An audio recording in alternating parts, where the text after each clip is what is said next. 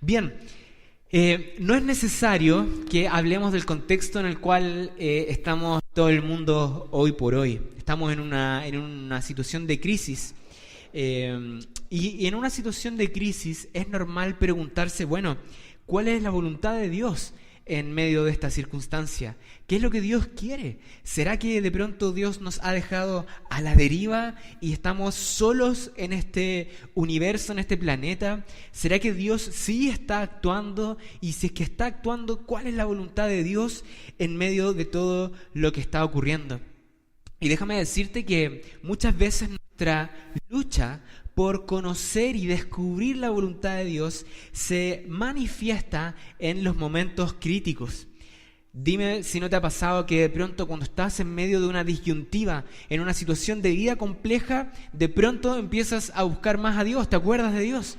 Por ejemplo, no sé si todos los que están casados de pronto cuando se enfrentaron a la situación de con quién casarme, si es que en esa situación uno de pronto dice, chuta, Señor, me acuerdo de Dios y me acerco a Él para tratar de recibir una guía. O también, por ejemplo, cuando tenemos que elegir una carrera, cuando tenemos que elegir un trabajo, o si renunciar a un trabajo, etcétera, una mudanza, hacer una compra importante. Finalmente hay varias situaciones en la vida de pronto que nos vemos en una encrucijada, en una situación que reconocer como una crisis, y en esa situación de crisis de repente nos acordamos de Dios y empezamos a buscar a Dios y hacernos las preguntas de decir, Dios, ¿qué quieres tú en medio de esta circunstancia?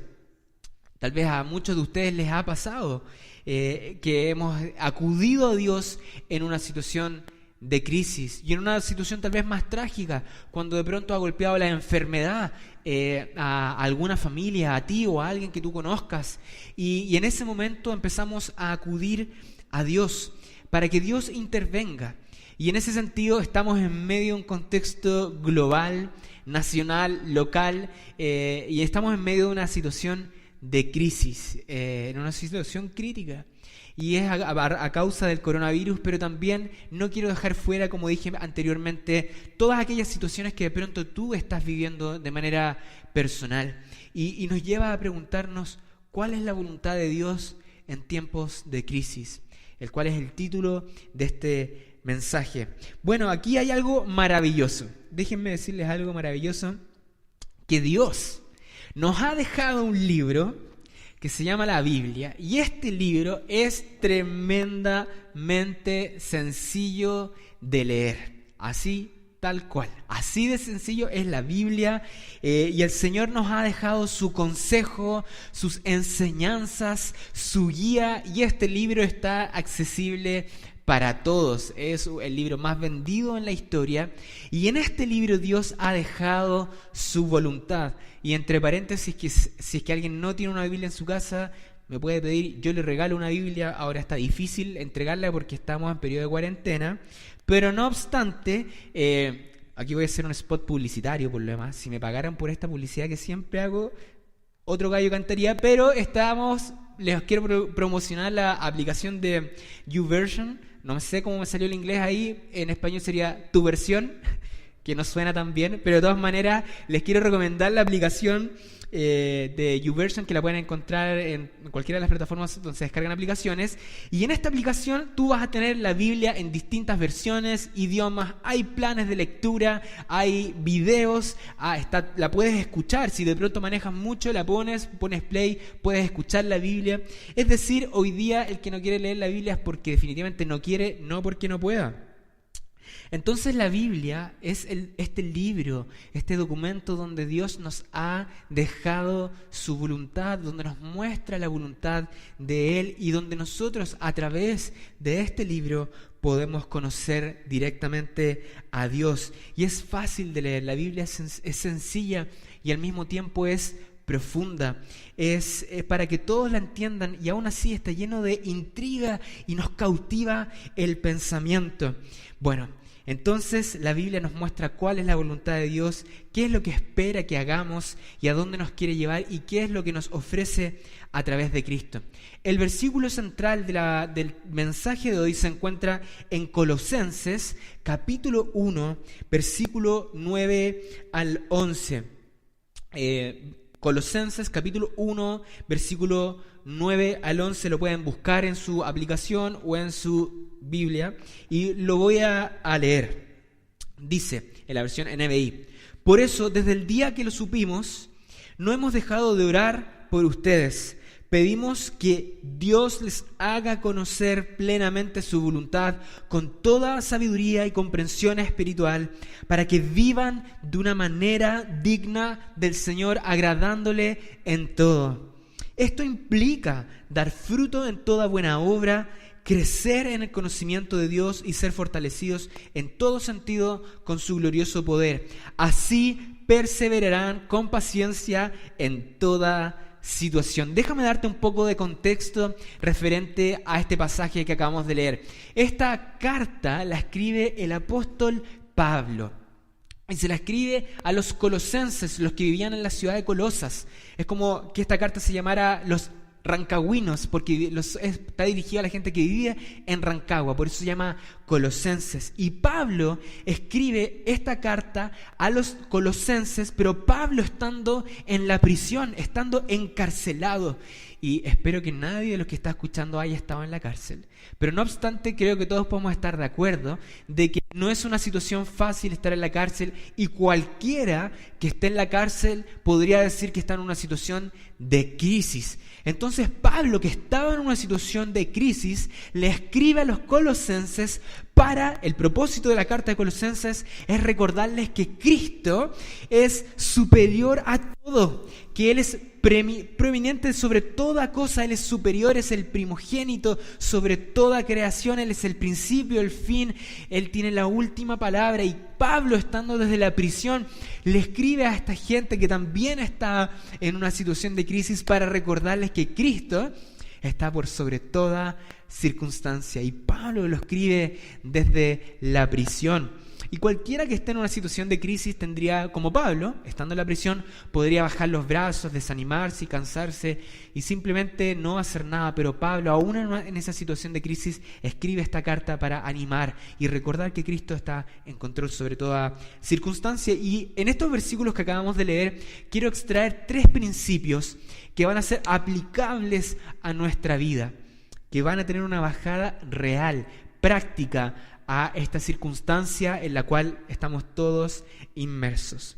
Bueno, el primer punto se encuentra en el versículo 9 del capítulo 1 de Colosenses, y lo voy a leer de nuevo. Por eso, desde el día en que lo supimos, no dejamos de orar por ustedes. Pedimos que Dios les haga conocer plenamente su voluntad con toda sabiduría y comprensión espiritual. Hasta ahí vamos a llegar.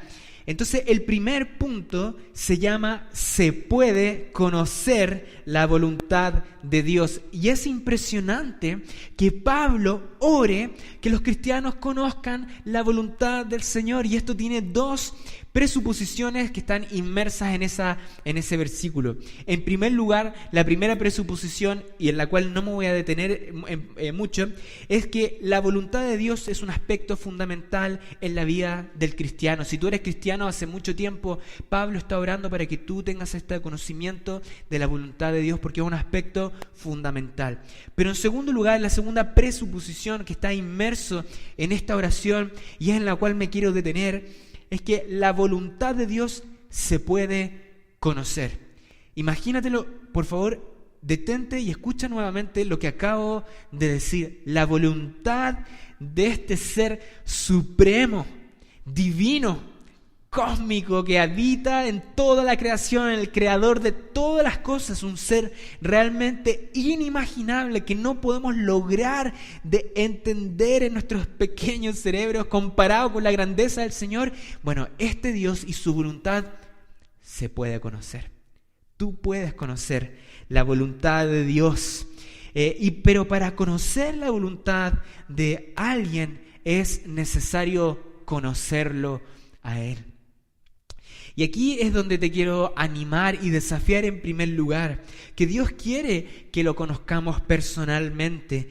Él quiere que tú, amigo o amiga que estás escuchando desde tu casa, donde sea que estés escuchando, Dios quiere que tú lo conozcas.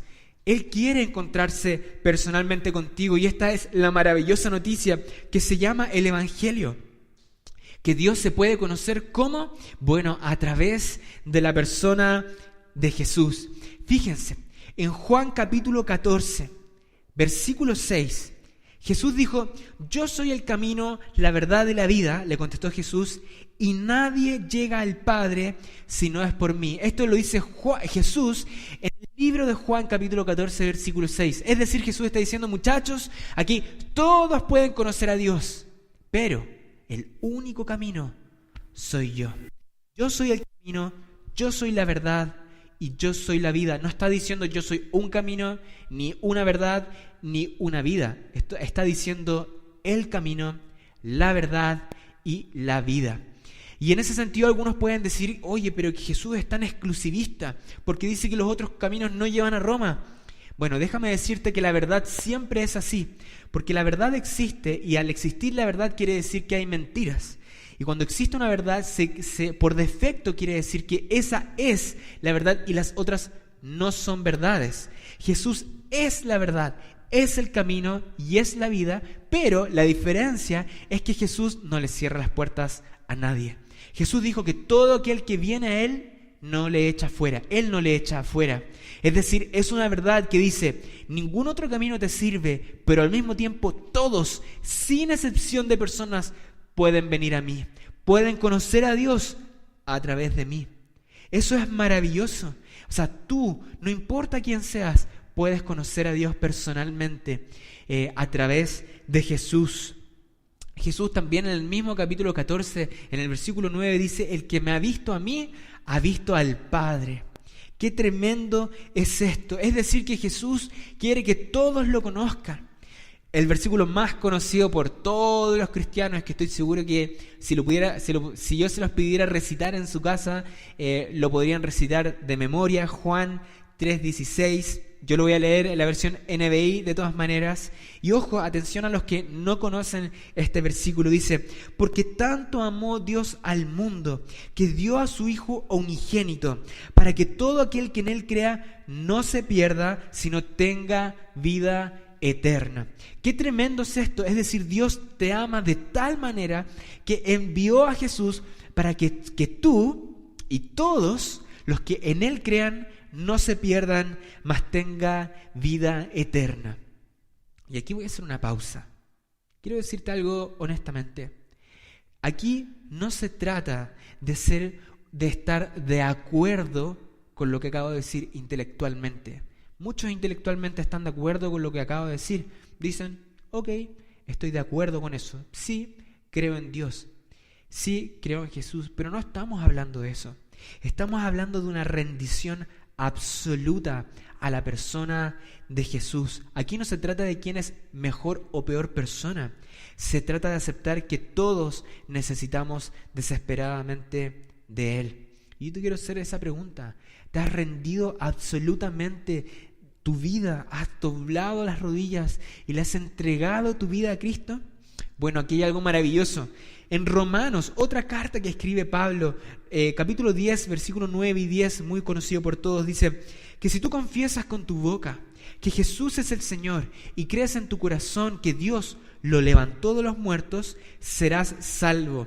Porque con el corazón se cree para justicia, para ser justificado, pero con la boca se confiesa para ser salvo.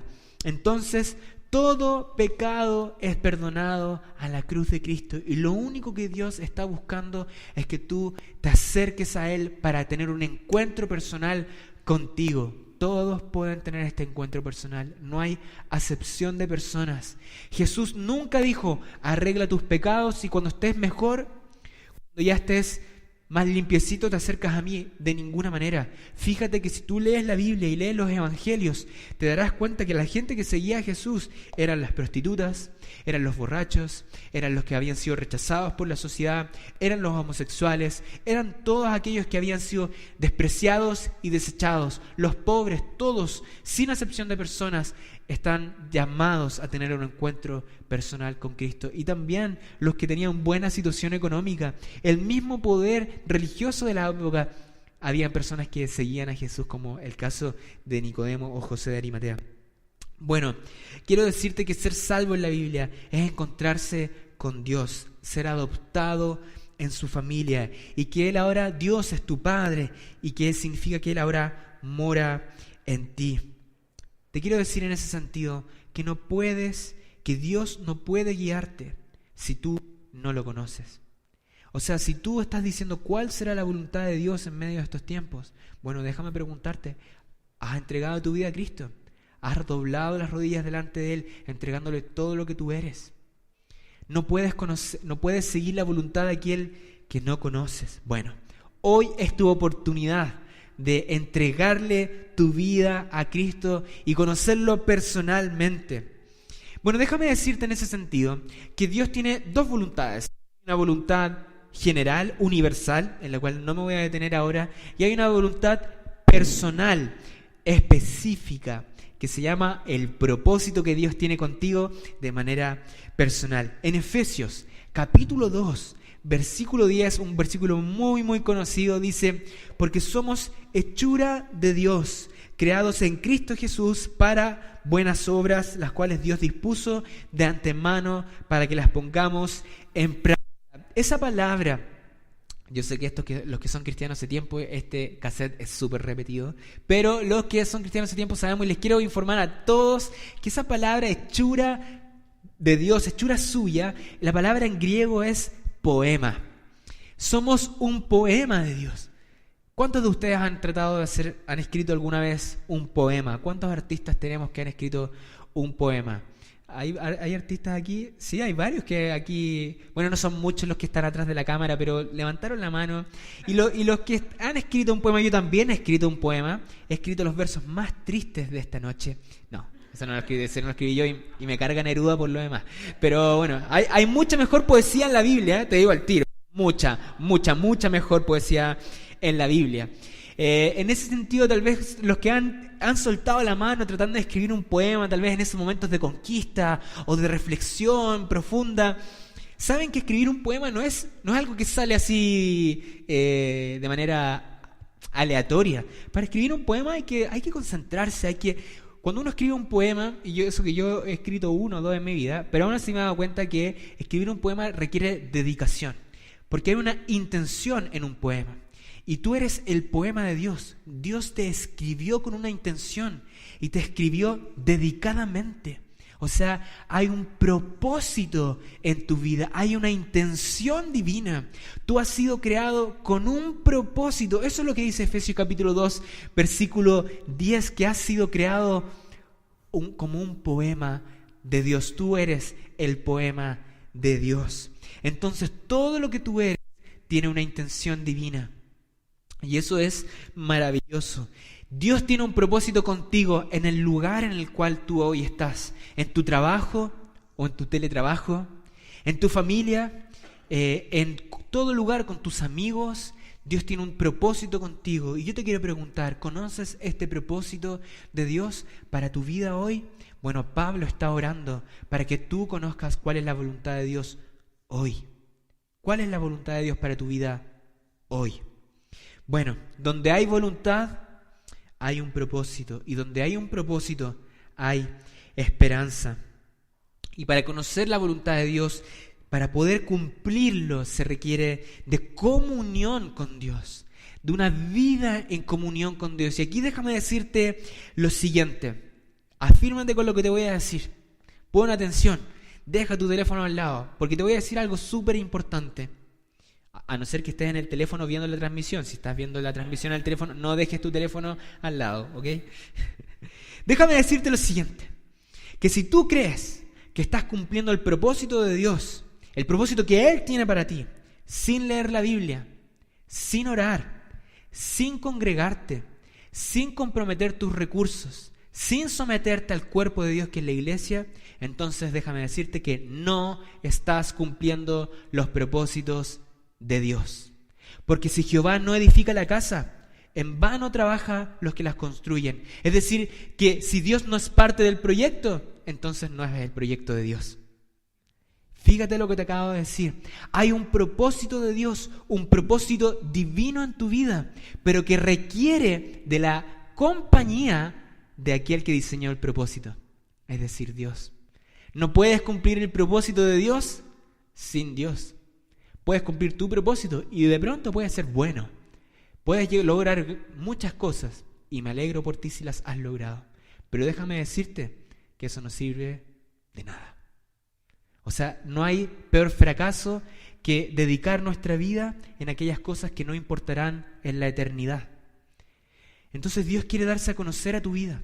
Él quiere que tú lo conozcas a Él. No solo el propósito, sino a quien diseñó el propósito. No solo al poema, sino al autor del poema. Él quiere encontrarse contigo y Él te está llamando hoy día. ¿Qué cosas estás haciendo hoy día que de pronto ya sabes que no son parte del propósito de Dios? Que tal vez hay que hacer un par de podas en tu vida, porque sabes que eso no es lo que Dios quiere para ti. Bueno, de eso voy a hablar en unos minutos más adelante. Pero no te olvides de esto, que Dios quiere que lo conozcas a Él, que te relaciones con Él, como un padre con un hijo, como un amigo, como un novio, y una novia, según las imágenes que la misma Biblia nos provee. Bueno, conocer la voluntad de Dios implica conocer a Dios. Y solamente voy a concluir esta idea con el siguiente versículo. Filipenses capítulo 3, versículo 7 al 9. Pablo escribe lo siguiente. Pablo, a los que no conozcan la historia de Pablo era lo que sería hoy día equivalente a ser un doctor en teología. Pero ser un doctor en teología en los tiempos de Pablo era básicamente tener poder religioso, poder legislativo, poder político. O sea, era una persona que había logrado tener mucho poder. Y Pablo, que había logrado tener mucho poder en la cultura de la época, dice: sin embargo, todo lo que era para mi ganancia, ahora lo considero como pérdida por causa de Cristo. Es más, todo lo considero pérdida por razón del incomparable valor ¿de qué? De conocer a Cristo Jesús, mi Señor. Por Él lo he perdido todo y lo tengo por basura, por estiércol, cáchate el nivel, a fin de ganar a Cristo y encontrarme unido a Él. El segundo punto que quiero tratar, 2 de 3, se llama vidas que agradan a Dios. Si es que estás en tu Biblia, por favor, volvamos a Colosenses capítulo 1. Y ahora voy a leer versículos 10 y 11a, que me refiero a la primera parte del 11. Dice: para que vivan de una manera digna del Señor, agradándole en todo. Esto implica dar fruto en toda buena obra, crecer en el conocimiento de Dios y ser fortalecido en todo sentido con su glorioso poder. Fíjate lo que te quiero contar ahora. Nunca me voy a olvidar cuando estaba estudiando en la universidad. Y mientras estaba en mi proceso universitario, nunca me voy a olvidar de una frase que leí en medio de ese contexto, y especialmente en medio del contexto de finales de semestre, cuando uno está tapado en pruebas, exámenes y estás muy estresado. Y nunca me voy a olvidar de la frase que dice: en medio de pruebas y exámenes finales, Dios está más preocupado de tu corazón que de tus resultados. Y esa frase a mí me impactó mucho, porque muchas veces creemos que el fin justifica los medios. O sea, no importa cómo lleguemos, lo importante es que lleguemos.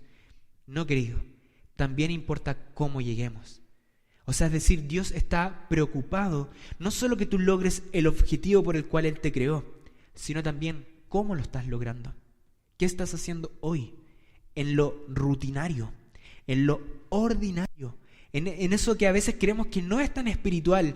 Creemos que lo espiritual es lograr algo muy importante, pero en aquello que no tiene cámaras, que no tiene luces, que no recibe aplausos, ¿cómo estamos llevando el proceso?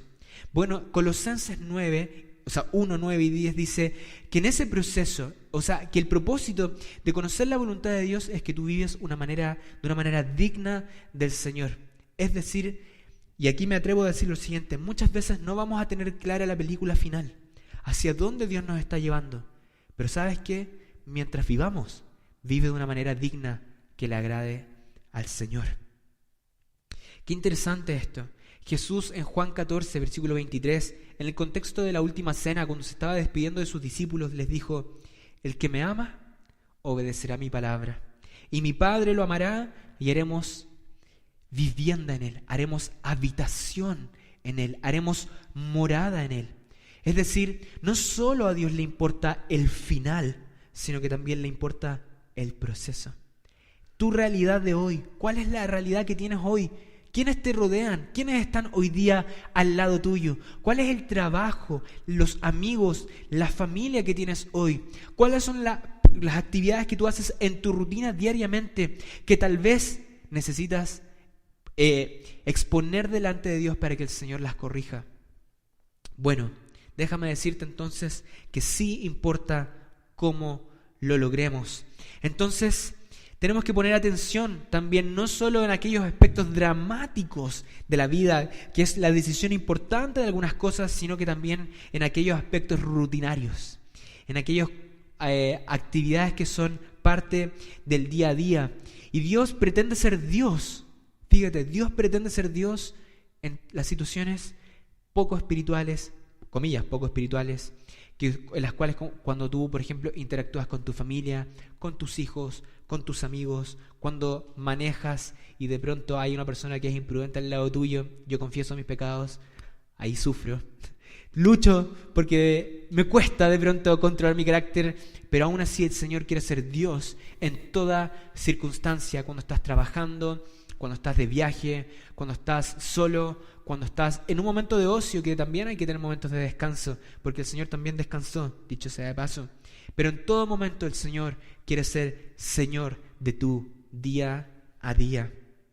Y es justamente en estas situaciones donde a veces no le damos mayor atención. Pero el Señor quiere que le agrademos en todo y llevemos fruto en toda buena obra y crezcamos cada instante en el conocimiento de Él. No sé si muchos de ustedes conocen la expresión que Jesús dijo, ser fiel en lo poco. ¿Conocen esa expresión? ¿La han escuchado, ser fiel en lo poco? Bueno, lo que les estoy hablando refleja el espíritu de esa frase. Sé fiel en lo poco. ¿Qué tienes hoy a tu alcance? Algunas personas sueñan, y yo me incluyo, con algo grande, con los proyectos de Dios, y está bien porque el Señor nos da estos sueños. Pero también hoy día tú tienes cosas en tu mano. Quiero decirte que un gran proyecto, un grandísimo proyecto a los padres, ¿saben cuáles son? Sus hijos.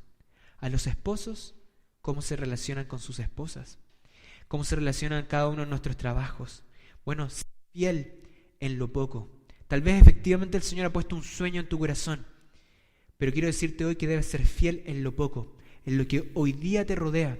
Tal vez muchos de ustedes están en cuarentenados, están en la casa. Yo estoy en mi casa, o sea, ahora no estoy en mi casa, pero estoy todo el tiempo en mi casa. Salgo muy poco y cuando salimos aplicamos las medidas de seguridad, pero de pronto uno cree que estar en la casa como que estamos como en tierra de nadie, como que solo con la familia y de pronto no hay muchas responsabilidades. Déjame decirte que eso es un tremendo engaño. Hay una oportunidad única que el Señor hoy día nos está proveyendo y es estar tal vez cercano de los que amamos. Qué maravillosa oportunidad a los que yo le doy gracias al Señor porque hoy día tengo trabajo y puedo estar en mi casa cerca de mi esposa. Entonces, hoy día tienes algo. Tal vez es poco, y que dicho sea de paso, creo que nunca es poco. Pero aún así, si aún conservamos esa visión, sé fiel en lo poco. En lo que hoy día el Señor te ha dado, vive una vida agradable delante del Señor con lo que el Señor hoy te ha dado. ¿Y qué significa vivir una vida agradable? Como dije anteriormente, el que me ama guardará mis mandamientos, dijo Jesús. Para conocer los mandamientos, hay que conocerlo a Él a través de la palabra. Bueno, entonces, para seguir avanzando, ser fiel en lo poco significa estar atentos a nuestra realidad inmediata y estar agradecidos y servir a Dios y al prójimo hoy. Tal vez no tengamos el panorama completo, no sabemos bien qué resultará, no sabemos bien qué va a pasar después, pero sí sabemos que Dios nos ha puesto en un lugar, nos ha puesto con gente específica y en un tiempo determinado, como siempre habla nuestro querido pastor Álvaro. Y en ese lugar, tiempo y circunstancia hay un propósito específico. No nos nublemos con esto del coronavirus. Hay un propósito en este momento. Hay un propósito real, práctico, tangible. No pensemos en el mañana necesariamente, aunque sí tenemos que tener sueños. Pensemos en el hoy. Y además que si hay una lección que creo que aquí ya todos tenemos que haber sacado en limpio, me permito el entre paréntesis, es que estoy seguro que todos a principios de año, en febrero, teníamos un montón de planes. Con Isabela, mi esposa, teníamos un montón de planes y de pronto se pudrió todo. Se fue todo al basurero, en el sentido general de la expresión, y nos damos cuenta que realmente nosotros proponemos, pero quien dispone es el Señor. Como dice la Biblia, no digamos que iremos y comerciaremos, sino diremos, iré y comerciaré si es que el Señor quiere. Es decir, nosotros, el que tiene la última palabra, al fin y al cabo, es el Señor. Amén. Amén.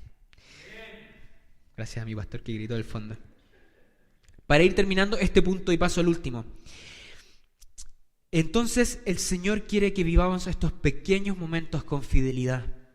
Todo momento entiende que el Señor quiere que tú los vivas con fidelidad. No descartes algo por parecer insignificante. Fíjate que en Mateo 6, y además en Mateo 23, 24 y 25, por ahí me perdí en el capítulo, pero Jesús dice, en el final de los tiempos, Él va a recibir a mucha gente porque Jesús le dijo, cuando fui pobre, cuando estuve hambriento, cuando no tuve ropa, cuando estuve enfermo, ustedes me visitaron, me alimentaron, me cuidaron. Y los cristianos le dirán, Señor, ¿cuándo te protegimos? ¿Cuándo te visitamos? ¿Cuándo te alimentamos? Y Jesús va a decir ese día, a cuando se lo hicieron al más pequeño de ustedes, me lo hicieron a mí. Fíjate, ¿qué nos quiere enseñar eso? Que muchas veces creemos que hay cosas insignificantes, pero que eso tiene un impacto en la realidad eterna. No perdamos eso de vista. Seamos fieles en lo que tenemos hoy en nuestra mano. Y para pasar al tercer y último punto. El tercer y último punto se llama perseverancia en toda situación. Acompáñame a leer nuevamente Colosenses, capítulo 1, pero el versículo 11. Colosenses 1, 11. Dice, y ser fortalecidos en todo sentido con su glorioso poder, así perseverarán con paciencia en toda situación. Leámoslo de nuevo, esa última parte, así perseverarán con paciencia en toda situación, circunstancia, crisis. Entonces vamos a hacer un pequeño resumen. Atención, número 1, cuando entendemos que Dios tiene una voluntad y un propósito frente a toda circunstancia. 2, y vivimos fielmente de acuerdo a su palabra, confiando en Él con esperanza y fe. 3, entonces, así podremos perseverar con paciencia en toda situación. Entonces, la perseverancia es un fruto de conocer a Dios y su voluntad y de obedecerle fielmente. No puedes perseverar en todas circunstancias si conoces a Dios, pero no guardas sus mandamientos. Tampoco perseverarás fielmente si eres buena persona, pero no conoces a Dios. Si debes conocer a Dios, guardar su palabra, entonces podrás perseverar frente a toda circunstancia. La perseverancia es un fruto del Espíritu. Y la perseverancia bíblica no es una perseverancia resignada. No es como, ya pues, es lo que hay nomás, pues, no nos queda de otra. Démosle para adelante nomás, pues, si el Señor hasta aquí nos trajo. Esa perseverancia, déjame decirte que no es ni bíblica, ni es esperanzadora y no anima a nadie. Fruto de una depresión casi. La perseverancia bíblica es gozosa y es esperanzadora. Así es la perseverancia. Nehemías 8:10 dice, no estén tristes, pues el gozo del Señor es nuestra fortaleza. El gozo del Señor es nuestra fortaleza. Y en Juan 16, versículo 33, Jesús dijo, yo les he dicho todo lo anterior para que en mí tengan paz. En el mundo tendrán muchas pruebas, tendrán tristezas, tendrán crisis, vendrá el coronavirus, vendrán todas estas situaciones, pero anímense porque yo he vencido al mundo. Amén. Qué importante esto. La perseverancia que Dios nos ofrece es una perseverancia gozosa y esperanzadora. Que sea gozosa no significa que siempre va a ser fácil. No significa que en algún momento no nos vayamos a confundir. Podemos estar confundidos, es cierto. Y es probable que estemos sufriendo. No implica todo lo anterior. Lo que quiere decir es que frente a toda esa circunstancia, Dios es Dios y tiene un propósito y nunca te va a abandonar. Dice que Él nunca nos abandona, a pesar de cuando nosotros lo abandonamos a Él, Él nunca nos abandona, Él no puede negarse. Entonces no permitas que esta crisis te entristezca. No permitas que esta crisis o cualquier crisis, esto aplica a cualquier situación, te confunda o te desanime. Si es necesario, derrama tu vida en oración delante del Señor. Cuando estés en angustia, sigue el ejemplo de Cristo, que en la hora más oscura de su vida, derramó su vida delante del Señor en la oración del Getsemaní. En el momento de máxima angustia, ora y derrama tu corazón delante del Señor. Y no solo de máxima angustia, sino en toda circunstancia. Pero ora la oración de Cristo, la cual fue: no se haga mi voluntad, sino hágase tu voluntad. Esa es la oración de Cristo. Para ir concluyendo, voy a leer solo un par de versículos más. El siguiente se encuentra en Hebreos, capítulo 12, 1 y 2. Me llamó la atención porque es el mismo versículo que usó el pastor Álvaro la semana pasada y es el mismo versículo que la Roxy citó en el momento de la alabanza.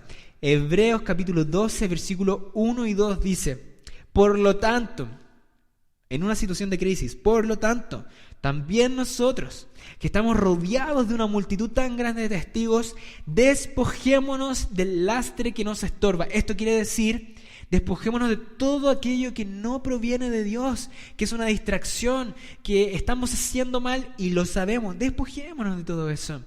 En especial del pecado que nos asedia. Y ojo con lo que dice a continuación, dice: y corramos con perseverancia la carrera que tenemos por delante. Corramos con perseverancia la carrera que tenemos por delante. Y el versículo 2 en realidad es la clave. Y fijemos la mirada en Jesús. Esto fue la prédica del domingo pasado. Si alguien la quiere consultar, vaya al domingo pasado y ahí está la prédica. Fijemos la mirada en Jesús, el iniciador y perfeccionador de nuestra fe, quien por el gozo que le esperaba soportó la cruz. Es decir, a través del gozo perseveró hasta el final. El gozo nos permite perseverar. Soportó la cruz menospreciando la vergüenza que significaba ella, y ahora está sentado a la derecha en el trono de Dios. Es decir, que a través del gozo, la perseverancia y fijando nuestros ojos en Cristo, perseveraremos hasta el fin, hasta llegar a esta morada celestial con Cristo el día que muramos o Él venga por segunda vez.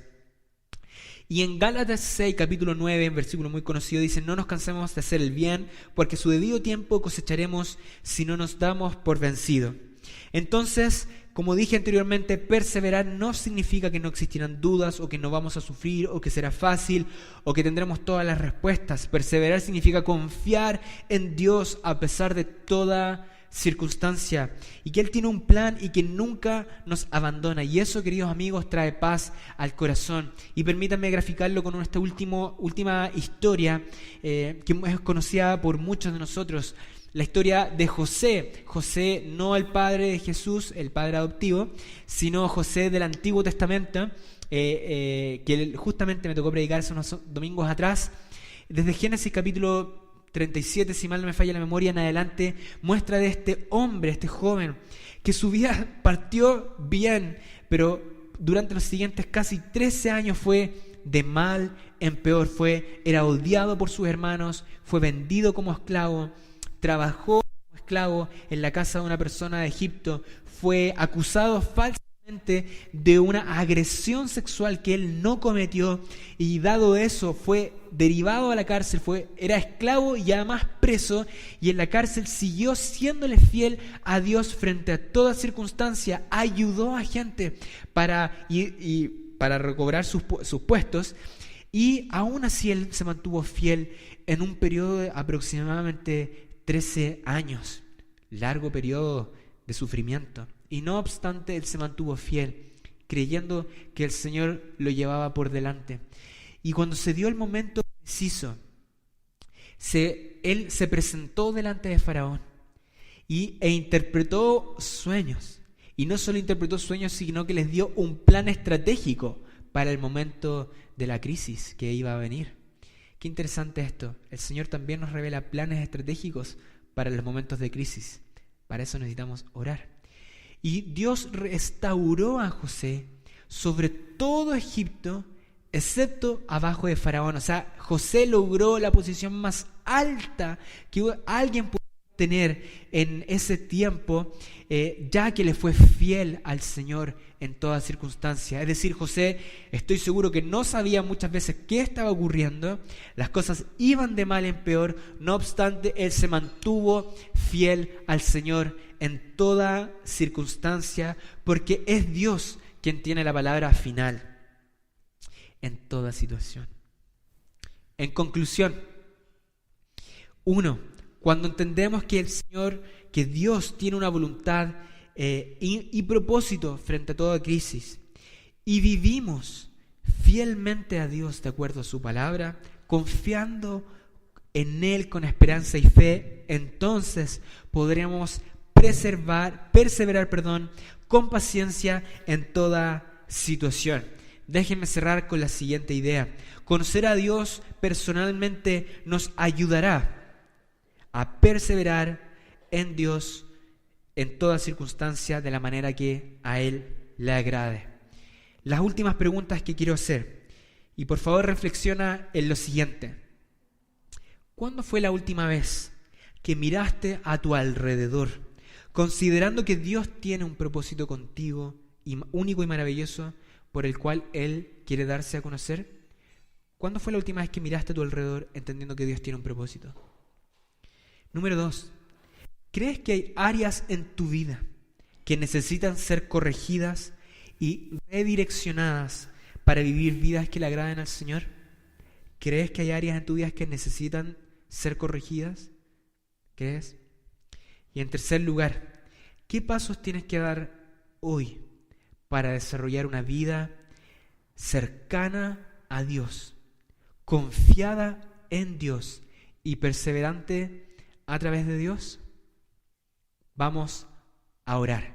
Los que están en su casa, los invito a tener una actitud de oración, a cerrar sus ojos o a tomar la mano a su familia. Los invito a orar para terminar este momento de reflexión en la palabra en la cual Dios, estoy seguro, que nos ha hablado. No olvides que hay una voluntad de Dios para ti y que esa voluntad de Dios es a largo plazo, pero también hay un plan inmediato y que Dios quiere guiarte para que vivas una vida que le agrade a Él en todo tiempo. Y Él ha dispuesto todas las herramientas para ayudarte a vivir una vida que le agrade a Él. Y en la medida que vivas en comunión con Dios, podrás perseverar en toda circunstancia. Oremos al Señor. Dios, te damos gracias por esta oportunidad. ¿Y por qué, Señor? Porque, Señor, en tu palabra nos provees toda tu voluntad está clara para nosotros. No tenemos que interpretar las estrellas, no tenemos que poner una piedrita arriba de un televisor, no tenemos que decretar buenas intenciones, tenemos que abrir este libro y te podemos conocer de manera práctica, real y cercana.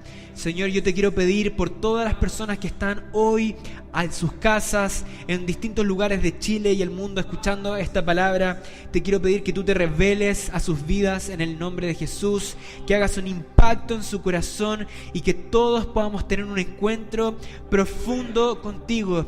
Y aquellos, Señor, que ya te conocen, puedan ser cautivados por tu persona, puedan ser atraídos a aguas más profundas y entender que tú, Dios, tú, oh Señor, tienes un plan con cada uno de nosotros. El plan tuyo no es para los más ricos, para los más inteligentes, para los más pudientes. Tu plan es para toda persona, porque tú no haces acepción de personas, tú no excluyes a nadie. Señor, tú llamas a todos por igual, Señor, y tú nos has diseñado con un propósito específico.